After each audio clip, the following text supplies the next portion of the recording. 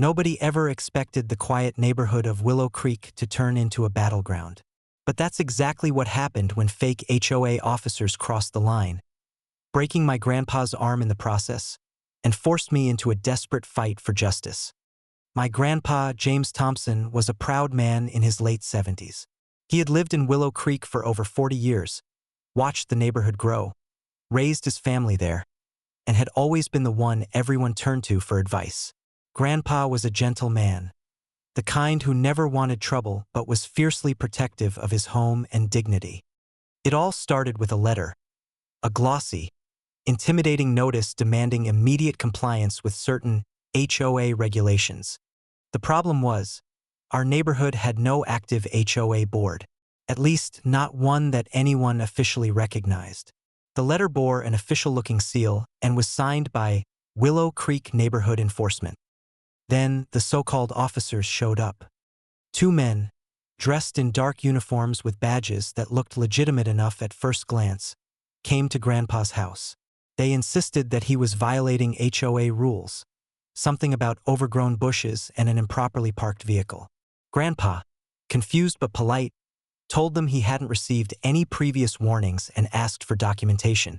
The men became hostile. When Grandpa tried to call their bluff, things escalated quickly. One of the men shoved Grandpa against his front door, and in the scuffle he fell awkwardly, breaking his arm. The pain in Grandpa's eyes was unbearable to watch.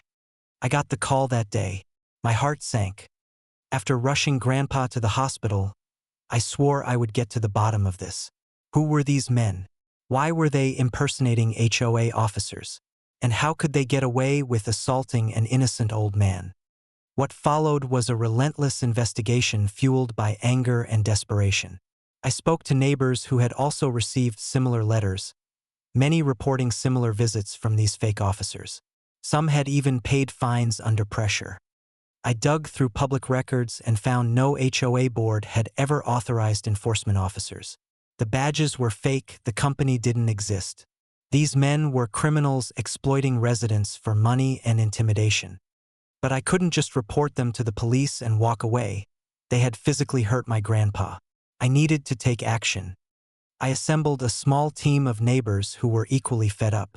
Together, we documented every interaction, collected testimonials, and reached out to the local news station to expose the scam.